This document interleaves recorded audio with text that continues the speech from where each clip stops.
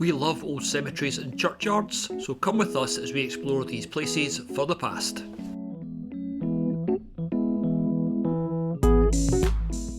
That is the Dr. Mary Hearn Memorial Park. Used to be a cemetery, now it's a park, but let's go and see what we can see. Before I've even made it that far, I have been a little bit sidetracked by this, which looks like another wee bit of definitely a tombstone over there, and a tomb there, and a tombstone over there. It's all closed off as far as I can see, but that one there is the family vault of Thomas Leahy, Esquire. And up there, it looks like there's a lot more, so this could take a bit longer than I thought. Yes, nice building, bit of a disappointing start. That has got some writing on it, but I can't actually make out anything, so let's see what's on that one over there. These white stones propped up against the church wall are obviously slabs from some sort of grave, and in front of them there are more, but again they're all a bit too far gone to actually read anything, so this one might be possible. It says, "Here lies the body of Orona Bainbridge, daughter of Lieutenant Colonel something." Can we see a date? The date is there, but that bit is almost completely worn away. So far we are nothing for 3 or 4 attempts. Let's go over to the big sticky up one and see if that is any more forthcoming with information. Let's see if we can find anything. No, that's another one that has gone. Nice urn though. I'm hoping this over here, there's lots more tombstones around the edge of this place. I'm sorry, so far this is not the most exciting episode of any sort of graveyard channel that you've ever watched. Well, our luck is not improving. It's still lots and lots of slabs with nothing written on them. But I'm hoping this little thing up here will give us a bit more luck. So this is the burial vault of Robert Main and family, and the tablet in front of us was erected in loving memory by her affectionate parents to Mary Jane Guy, who fell asleep in Jesus on January the 27th, 1882, aged 23. So this is 1800s. And that one over there, I'm shooting through the fence, so please excuse the fence posts, is in loving memory of Sarah Maria Main, daughter of Robert and Anne Main, who died in 1949 at Boscombe in Hampshire, down in England. So I wonder why these ones are off in this little sort of separate bit. I don't know, but let's see if we can ever find out. I'm guessing I probably won't, and I'll just forget that I even said that till I edit this video. But yeah, church, little graveyard, memorial park. Well, not having much luck in here either. That one's got nothing on it, and I don't think that is part of the original artwork on this tombstone. You can see "Sacred to the Memory of" at the top, and then nothing else, even with the little torch that I'm trying, yet no joy. There are some propped up along the back, so let's see if any of these tell us anything at all. Nope. Nope. Nope. Yep. Nope. Nope. Nice though. Nope. Nope. Nope. Nope. Yep. Yeah. Nope. Nope. Nope. Nope. Nope.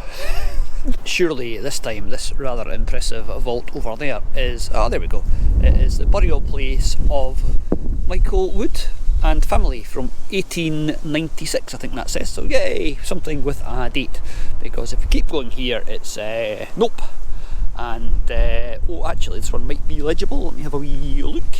I'll have a look at this one and I will get back to you.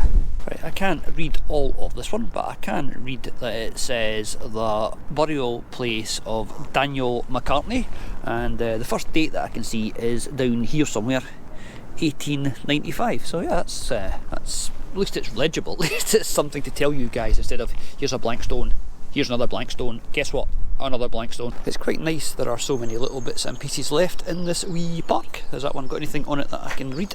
No. Anything on the top? Also no. Yeah, okay, I'm not having a great deal of success here. Fortunately, I do have a backup plan of somewhere else to go, so let's see what we can see on this one. So much for the luck of the Irish. There is nothing on any of these stones. It's a nice wee view though. I mean, it is a nice wee place, and it does look quite impressive until you start looking for details, then you realise there aren't any. But surely they've left that stone standing up because it's got something interesting. No, it hasn't. There's not even anything. Oh, there's very, very faint text on that. There's a flower at the top. There's a pretty flower. But the rest of it, no. Okay, let's go down here. What about this one? What do you think? What are the chances? I'm thinking probably none. But here we have one, and it is a winner. That says this is the burying place of Thomas Crofts and family. And it says there 1789, so this is genuinely quite an old graveyard. It's just so old that most of the tombstones have lost all of their inscriptions. Thanks, Thomas. Let's go and look at this one, which is quite a nice piece of rock. But yeah, it's got an urn carved up there, it's got nothing else, so yeah. This is turning into a bit of a bust. Nothing on that one. What do you reckon over here? What are the odds of there being a nice inscription on this one with dates and names and play? No, there's nothing on that one either. I am now, as you can obviously notice, just wittering to try and pad this out a little bit. So, oh, here we go. This one has got writing on it. I will have a wee look and I'll let you know what it says. So bearing in mind that we are in Ireland, this is to the memory of P. Cumming, late Assistant Surgeon, the Royal Lancers, which are, I think, an English or a British regiment, who departed this life in 1878. If you can see that, it's not very clear. That's only 1870s, and all the inscription on this is almost gone. It's strange, because back home, you know, you go back to 1700s and they're still quite clear. This is different. I'm wondering what the story is. I was hoping to learn something about the differences in iconography between what you get on Irish tombs and what you get on Scottish ones, but I'm not having a great deal of luck. All I'm learning so far is Irish tombs do not have inscriptions on them. I'm sure they did at some point, but not anymore. And they're all the same. You can make out the odd letter. I'm sorry, this is not interesting at all. Stay tuned, we are going to go somewhere a bit more interesting next. Pretty sure that's not a burial vault, that looks like an old air raid. Oh no, it is actually a burial vault. It says Perry there, so that is a burial vault of the Perrys, and I don't know if we can see anything inside. I'm not really that keen on looking, just in case we can. So that's quite interesting. There's nothing inside it, but it's still quite interesting. Over here there's more obviously old tombstones, but again, yeah, can't see anything. This big sticky up thing here hopefully has got some writing on it, or I am just going to give up and go somewhere else. Oh, it has. This one says the Trades Association to William Ring, and the bit down the bottom I think says the Zealous Repenter.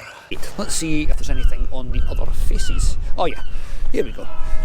He died March 21st, 1833.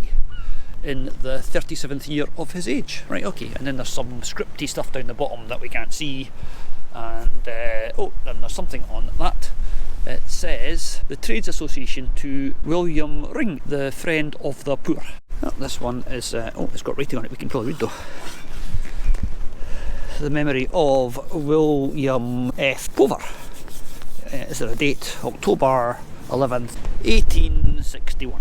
So there we go, we're getting some stuff to read now, it's a bit more interesting. Quite a lot of these chest type tombs here. Again, nothing on any of them, but still, this one's got writing on top of it. Let's see if we can see anything of interest on this, like a date. Who died at Cork, April 27th, 1867. These are all quite impressive. It's just a pity there's nothing left on them to read. Right, what about this one? This one looks quite imposing, so whoever paid for this should have paid good money to get it done properly. And that says Libertas, and that's 3 wolf's heads or boar's heads, and looks like a lion looking back over its shoulder. And this is to Roger Bernard Evans, and then you can see the name at the top because that's been carved in big letters. The rest of it, guess what? It's gone. Let's go and look at another couple that have got nothing left on them, like that one, and then that one, and that one, and that one. And over here there is this one, which is quite big and equally blank. This is baffling. I don't know why they're all blank. Right, let's head off now to somewhere that Google Maps calls the Old Military Cemetery. So that sounds like it might be quite interesting. Although, to be honest, I'm not actually sure, because this just looks like a play park. Let's see if there's anything more interesting, or if Google Maps has lied to us. No, it hasn't. Look at the back wall. Let's head up that way. Obviously this was a graveyard. It's now been cleared, and all the stones tombstones are stacked up there, so let's go for a wee look. Oh yeah, this looks a bit more like it. Let's pick one we can think we can read it. That is Henry Anthony. Got a date? 1840 something there, I think. I think this might be the old British military cemetery, which could explain why it's been removed. What about that one? That one looks quite good condition. Nope, it's buried up to its 3/4 point, and whatever the date is underground. Thank you very much, Cork. You really could not make this up. Oh, there's one that might have something on it. Let's have a wee look. That is Margaret Ryan, and it looks like James was a warrant officer in the Royal Engineers, if I'm reading that correctly. Thank you to whoever erected this to the memory and children of the late Patrick O'Donoghue, who died in 1894.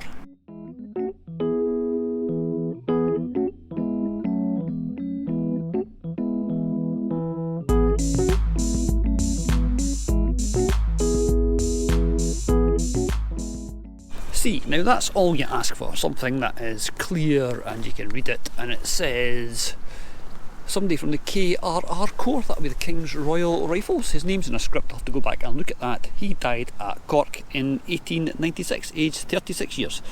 Erected by his comrades of the Staff 9th Battalion. That's, again, sounds like a British Army unit to me, but that is Quartermaster Sergeant, and you can't actually see his name. Let's see if we can make this out. I think it might be Hannah, Quartermaster Sergeant Hannah. And next to him is another military person, ASC Army Service Corps, and that is CSM H.A. Barnes, who died in 1906. Now, if you know the history of the Irish people and, I'm going to say the English people, but the British people, when Ireland was part of Britain before it got its independence, then yeah, these stones are probably harking back to a time that the Irish people were not very keen on. They were not treated very kindly by the Westminster government. This is sacred to the memory of Margaret, who is not military, beloved wife of Staff Quartermaster Sergeant E.J. Peary, Army Pay Corps. They go all the way along here. Some of them do have some details remaining, but most of them it's pretty well gone. I just want to find another couple to see if they are actually all military or military families or not. But I think I'm running out of luck. These ones all look to be a bit bare. I was looking for something that was different in the sort of symbolism of Irish tombstones to what we find in Scotland, and I think that's it. It is a carved urn at the top of the stone. Saw a few in that last place, and there's a few here, so that's something that I haven't really seen much in Scotland. So yeah, there's something unique to Ireland. Yeah, I'd just about given up. I'm at the very top of the row now, but there is erected to the memory of Sergeant F.C. Turpin, who died on the 21st of November 1896, and Sergeant J. Millen, who died 11th December 1896, aged 30, erected by their comrades, the Sergeants of the Royal Irish Fusiliers. Okay, and that one there is civilian. That is in loving memory of Kate Giddis, who departed this life in 1898. Well, another military gentleman, and it's got the badge there of his regiment, and this is in memory of Captain J.H. Rorley, late of the 43rd MNI, no idea, something infantry possibly, died in 1870. Okay, let's see what else we can find. There's a memorial thing over there, so let's go and see what that is, obviously, because we've come all this way. This is the other side of that thing that we saw from over there with all the tombstones. It's 1914, 1918, and it is, yeah, let's have a look. In memory of those named on this memorial who died as a result of service during the Great War and who lie buried in this cemetery. So yeah, the cemetery is now gone. These guys are here somewhere, but yeah, no idea where. You know, but they're all Leinster Regiment, Connaught Rangers, Royal Irish Regiment, Leinster Regiment, the Buffs East Kent Regiment, the Cameron Highlanders, Queen Mary's Army Auxiliary Corps, Royal Dublin Fusiliers, West Yorkshire Regiment. Yeah, so the only difference between this memorial and the ones back home are the names of the people on it. And the other difference is that these people were fighting for the British Army. These are all British Army regiments. So when they got back home at the end of the war, they weren't given a hero's welcome. A lot of them were treated as traitors, which was pretty horrible because they were fighting for freedom. But at that point, the Irish people were also fighting for their freedom. That is looked after by the Commonwealth War Graves Commission, or certainly recorded on their website. Just before we leave, this is standing somewhat alone and forlorn in the corner, so let's go and see if it's anything interesting.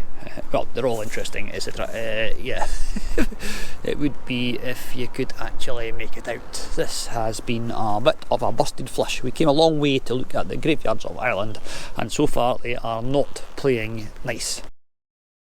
Just looked over my shoulder and saw this, so just for the sake of completeness, let's go and see what we can see. And the answer to what we can see is 100% and completely guaranteed to be... Oh, no, I was wrong. I thought there was nothing on it, but there is erected to the daughter of Major John M. Cossett, DBM. And Maria, his wife, died 21st of February 1868. The last digit is got one line, so it's 1869, aged 29. Right, let's head somewhere hopefully a bit more successful. This guy is Father Matthew, and he inaugurated St Joseph's Cemetery in the town of Cork, so let's head there. Already just walked through the gate and it's already, yeah, there is Patrick Murphy. I think we'll see the name Patrick and probably Murphy quite a lot in the next hour or so.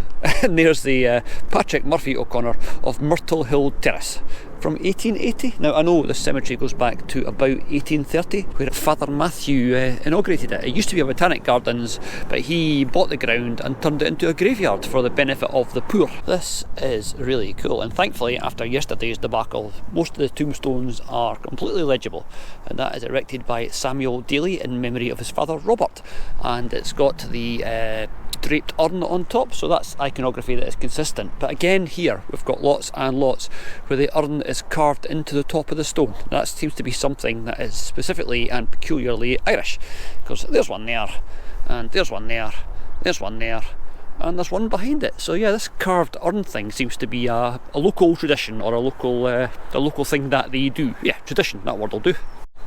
This is quite a nice stone as well. It's quite nicely scripted, erected by John Conway in memory of his something, that's the aunt, in memory of his in memory of his aunt, Mrs. Elizabeth Cogan. There you are, that's somebody putting a thing up for their aunt. That's quite nice.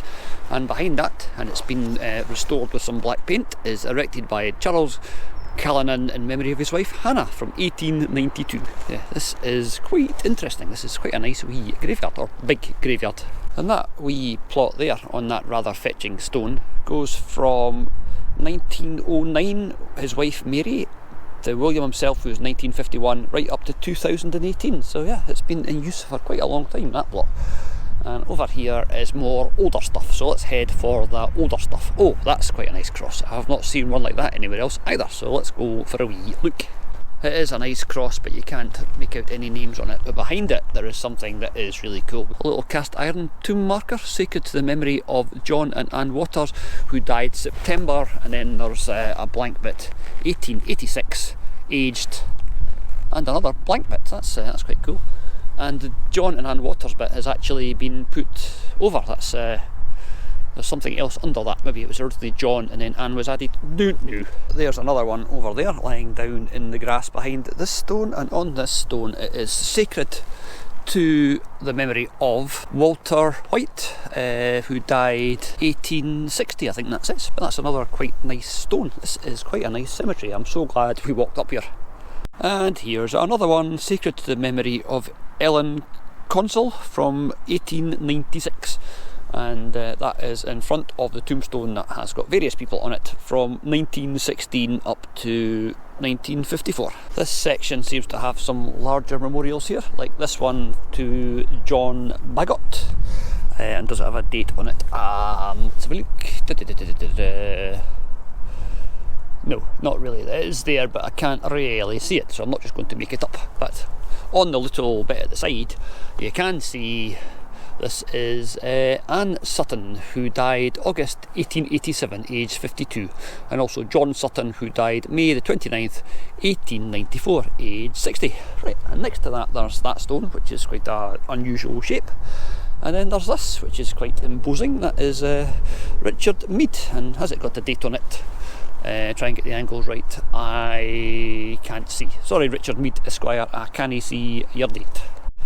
And a little bit further along, that is the most impressive one yet, and that is in memory of Michael Sheehy, who died in 1831, aged 82, and his wife Ellen, who died in 1836. But that's quite grand, isn't it? I'm quite liking that. It's a little bit disrepair, but yeah, that's nice. I do like the fence at the front. It's all quite an intricate piece of carving. That was quite a lot of work and probably quite expensive.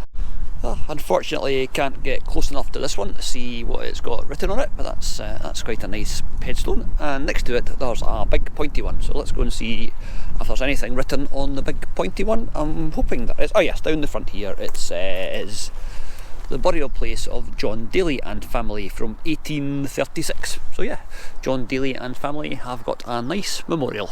Actually, I did all that too soon, because on the other side it's even more grand, and it turns out that John Daly is an ex-MP and a Chevalier de la Légion d'Honneur who died in 1905, aged 76. So yeah, that is John's headstone. That's quite detailed, isn't it? I do like the carving on the lady at the top there. Another one with a carved urn at the top, and this is sacred to the memory of Richard Hartnell, who departed this life in 1885, I think that says. When we look at a lot of the names on these headstones, although the inscriptions are gone, the names seem to have been picked out. They've got a grey sort of aura around them. Using the word aura, you know what I mean. Because that one there, James Nolan, is picked out in a sort of lighter grey colour. And so is Dennis Mullins down there, so I wonder if that was a thing that they do over here. And this looks like it was part of a big column at one point, because it looks like it's been reassembled from bits. And it is gone. There is the doorway to get in, but it's been bolted shut. I'm guessing it's not been used for quite some time. Any sign of a name? Nothing on that side, nothing on that, and no, nothing. Okay, no idea. It is anonymous. And the one next to it is, so far, also anonymous, but let's get round the front and see if we can see anything that tells us who this was for. Yes, there we go. Memory of Kate Sisk, who died in 1885, aged 46 years. And other names on the side. There's Nellie, in loving memory of Nellie, the dearly beloved wife of Nicholas Sisk, who died in 1907. And this is the burial place of Jeremiah Reardon, but you can see again the Jeremiah Reardon is as if it's been cleaned a little bit. The rest of the stone hasn't. That's quite interesting. And he's also got an engraved urn at the top. That thing with the names is definitely a thing. So okay, that's a nice little Celtic cross. But we're heading back here because there is a chapel, so we're going to go and have a look at the wee church. That is a cracking wee mortuary chapel, and outside it we've got, directed by John O'Leary in memory of his beloved father and mother, Jeremiah, is that a G-E-R-H, and Ellen O'Leary from the 1880s, and next to that, erected by Dennis O'Kelly in memory of his wife Catherine from 1886. And then there's Cornelius O'Sullivan. You don't get much more Irish than that. Erected by Cornelius O'Sullivan as a last tribute of love and respect to the memory of a most affectionate and devoted mother who departed this life March 1883, aged 65. And obviously Cornelius himself is down the bottom. And David and Mother. Wow, this is possibly the grandest one yet, with the statue of Christ at the top there, and that is erected by Cornelius Cremen, blah blah blah, year day 1896. That's when his wife Jean died. And there's another wee view of that church. Again, there's so many really nice monuments in this graveyard. It's quite impressive. I don't think I expected it to be quite this grand, but it absolutely is. That little thing to Margaret Galway, died February 12th, 1894, and various other Galways and associated hangers on. And there's Thomas Hinton Galway, who died at Glenburn, Glanmire in 1891. Right, let's go down the other side of the church just for the sake of completeness. There is William H. Glery and Eliza and William, and that is the burial place of Jeremiah O'Callaghan, who died in 1891, and his beloved wife Dora. Oh, I do like that. That's got an anchor carved on it, and the chain is broken. I would guess that is symbolic, but that is in loving memory of George Taylor, who died in 1890.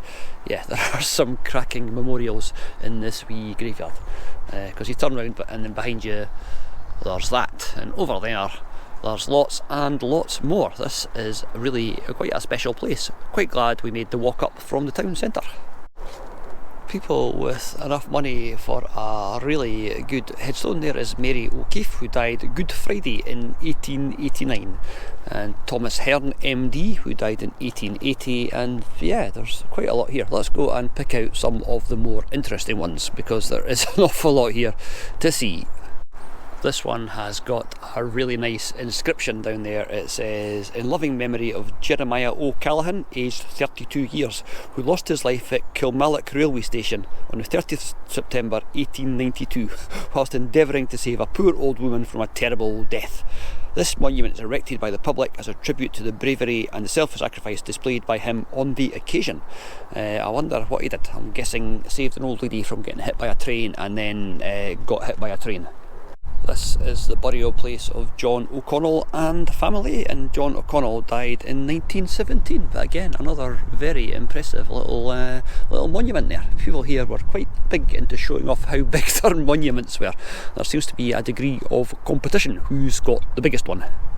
That is the Fitzgerald family tomb thing. This monument has been erected by our fond husband John Fitzgerald in loving memory of his dear wife Julia. And yeah, that's quite a nice monument as well. Let's keep going up here. Lots and lots of Celtic crosses, lots and lots of knotwork, lots and lots of, yeah, just things that are really, really worth seeing. And we've got all the statues of Christ standing in sort of that pose. There's Christ as the shepherd. I do quite like that with these wee sheep. Let's go across for a closer look. Some of the sort of monumental masonry and stuff is really cool. There is the Martin family, that is John Martin, but look at that, that's really quite detailed and nice, and hopefully it'll last. So you won't end up losing a hand or a head or something. Right, let's go up here. This is all newer, so we're going to go back down and see the sheep, because we're easily pleased. And like in Scotland and other places, they are very keen on having their address on their tombstone. This is in loving memory of Thomas Linehan, 110 Lower Road. So you've got his name and address. This is, I keep saying this is a really nice place, but as you can see, that goes without saying, it is a very, very interesting old cemetery. Yeah, actually the addresses on tombstones is even more common here than anywhere else, because there is in loving memory of John Stone of 13 St Joseph's, Derryname Road, and there is Margaret Byrne of 18 Dunbar Street. So they've all got their full addresses on their... I don't know why they would do that, but hey ho, that is what they do. So who am I to question it or argue or... absolutely was not expecting that. That is a Commonwealth war grave. That is the Private C. O'Callaghan of the Royal Army Medical Corps, who died in 1917, aged 25. I did not know there were any Commonwealth war graves in here. I'm now wondering if there are any more. Yeah, these all look quite new, they're all shiny granite, but this one is the one that we've come round to see. That is in loving memory of Michael Hegarty, who died in 1906, aged 63, and his sister Ellen and their brother Dennis, and it was Dennis that put this monument up. And there's the Hegarty name at the bottom, but there's there is the shepherd and the sheep, and the sheep's got a funny look on his face. Here's another gravestone with the anchor on it and the chain. That chain must have taken some carving, because obviously it has to come from, I guess, one piece of stone. Quite a lot of work, but it's got a really nice three-masted sailing ship on the front there. That is yeah, another really interesting looking stone. And this seems to be the most desirable corner. Everybody has got their own little compound that's fenced off, so let's go down this way and see what we can see, because there are some, look at that, that is Ellen Sheenan, who died in 1862. That's a really nice thing. And next to it there's another one, and then there's this, and then there's those over there, and then there's that, and then, yeah, there's lots and lots of really interesting gravestones here. It's a bit cold to be walking about for too long though, so we'll go for a bit more of an explore and see what else we can find, and then we're going to go in search of the man that actually initiated this place, the man behind it all. Well, it's funny because over there's older gravestones, and then there's brand new ones, and then there's an aluminium one up there, which is quite interesting. And we're going to go back this way because there are some more really, really nice monuments up here. So yeah, we'll keep going and see what we can find out. That's in memory of Bernard Sheehan, and that is really, really cool. That is burial place of John Toomey and family, but look at the sculpting on it, that's just so nice.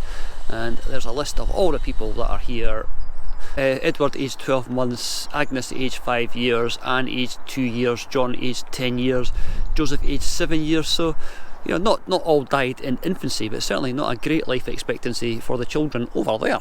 And then there's that one behind it, which is very, very picturesque and photogenic.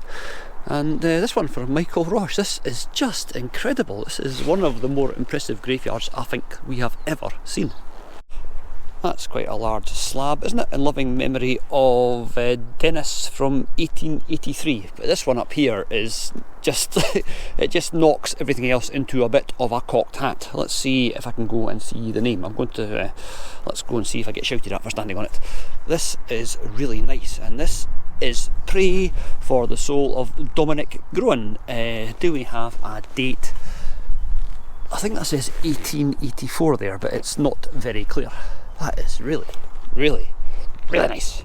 I need to find more words because I say things like rather imposing and rather impressive, and it's true of most of the monuments in this corner of the graveyard. But this one is of Charles Sugru Esquire, and doesn't have a date on that bit, but there's this little family crest, Patentia Victrix. The family vault of Stephen O'Sullivan, MD, sacred to the memory of his daughter Gertrude, who died in 1854. Yeah, this has been well worth a detour. I think we've just about done it though, although I've just seen a chapel-y thing in front of me down there, so we might head down there for a wee look. And here's something I've not seen before either. Walking along here, there's that, which is very nice, but then there's a thing down there that says entrance. I wonder if that's how you get into the vault under there. That sounds like it might be possible. It's got two very large rings to lift it up with, but how would you get the body in? I suppose you put the coffin in at an angle, possibly. No idea, I am guessing. I thought this was quite an old thing, but it's not, because if you look there, it goes up to 1991 from 1928. And it is facing this, so they have been outdone by the owners of this one, sacred to the memory of John McNamara of this city, who died in 1867. And then there's some flat stones there that are not usual in this graveyard. There's not many flat stones, and just down there there's another thing that says entrance, so that must be the way into the vault. So we're now right down in the very bottom corner, and there's quite a nice broken pillar which signifies a life cut short, as we now know from our lovely followers, and that is Dennis Francis Mahoney, and that is from 1868. And oh, behind that, I'm glad we came down now, there's another little Commonwealth headstone. That is Private J. Barre, and he is from the Labour Corps, and he died in 1917. So these guys have got Commonwealth headstones, but they probably would not have been very popular when they came back to their hometown, because they fought for the enemy. They fought for the British Army and for the English. So yeah, I wonder what sort of reception he received when he came back from his adventures overseas. Yes, Edward Nagel Fitzgerald, that is quite impressive, but you've been outdone for intricacy by the person next to you, whose name I can't see, Harry O'Regan, who's got that, but they've all been outdone by whoever put that up there. That is just showing off. It's a pity that their urn has fallen off, because it used to be there and it is now down there. Yeah, this is very much a mixture of old and new. I've seen some from the mid 1800s right up to fairly recent, into this, certainly into this century. So yeah, an eclectic mix of dates and stuff. That's a wall that we're just going to go behind, because behind that wall is the tomb of the guy, as I said before, that inaugurated this place, the man behind this as a cemetery. Didn't intend to stop again, but there is Sapper Crowley of the Royal Engineers from 1917. So yeah, there are a few war graves. Oh, I've just seen another one. Okay, let's go and check out the other one. I'm hoping it's a war grave and not just something else, because I'm walking through, oh it is, and it is the Royal Dublin Fusiliers, and that is Sergeant Barrett from 1915. So yeah, there are more war graves here than I thought there would have been. And some of this stuff along the back wall of this enclosure is just really, really nice. Now I know before this was a graveyard it was like botanic gardens, so I wonder if that wall used to be the wall round like a walled garden or an enclosed garden. I'm going to go and see if we can find out, because I reckon that is where Father Matthew is. As I promised you, this is the grave of the man that inaugurated this cemetery. This is the grave of Theo Matthew, who was Father Matthew, the Apostle of Temperance, who was born in 1790 and died in 1856. So yeah, he's the man that put all this together so poor people would have somewhere to get buried. There's also a potato famine grave here, and a cholera grave. Lots and lots of interesting stuff that we don't unfortunately have much time to look for today. So it has been interesting to see the differences in what you see on tombstones here compared to back home. I think the major difference, as we said at the start, is the sort of raised relief urns that they seem to have. But apart from that, there's lots of Celtic crosses, lots of really, really impressive monuments. This has been well worth a wee visit. I do hope you've enjoyed it. Well, that definitely answers that question, but I don't know if it's the entrance to that vault or if it's the entrance to that vault. But yeah, they've got slabs on the ground for you to get into the vault. And there's another military officer, that is Lance Corporal John Dunley, Victoria Cross of the 93rd Highlanders, and he is from Cork, and he died in 1890, and he was awarded his Victoria Cross for his part in the storming of the Barre on the 16th of November 1857 at the Siege of Lucknow during the Indian Mutiny. Now that's quite funny because we've seen things about the Siege of Lucknow in a few places, so it's obviously a bigger deal than I ever thought, because there are graves dotted about all over these islands to people who were at the Siege of Lucknow.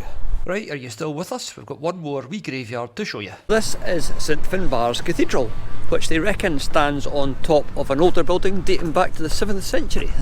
Yeah, there are quite a lot of tombstones outside this cathedral. Let's see, this one is... Oh, they've got a date on that. I can't see it. It's all, again, very worn. Let's go down here and see if this one is legible. It looks legible from here, but sometimes it's just indentations that don't actually make any sense when you get there. That is somebody Williamson, blah blah blah, aged, there you are. Oh, 1884, so actually not even that old. Yes, I know it's old, but we're looking for 17 something just because. Oh wow, yes, there is some quite interesting stuff around on this side. Let's see if we can see anything that resembles a date. On that one, no, it's gone. On this one over here, no, that's gone as well. How about on this one? I'm not holding out much hope, because so far this seems to be a thing in Ireland, this part of Ireland. A lot of the stones are really badly weathered. That's still got some text on it, just about, but it's almost totally impossible to read. There's one with something you can read, that is 1846, and that bit has gone on that burial vault. But I'm going to go up the stairs and look at those stones up there, because I'm guessing those are the oldest part, but that is a guess. Yeah, it is a nice little graveyard with a very nice big church, but can we get anything that's got a date on it? Let's go and look at this pointy one with the urn, and that is Edward Daniel. Let's have a look. Has it got a date? The date on that is not visible. Brilliant. Okay, how about the one behind it? This might be a bit better. Again, 1862, so yeah, none of this is older than the cathedral. Down there is Henry Paul and William Charles, and that is from 18... that's just about worn out over there, 18 something, it ends in 0. Now let's go up to these big sarcophaguses up here, and then up the very top there is our last chance for finding anything that's really old, but anything that's really old here appears to have lost all of its inscription.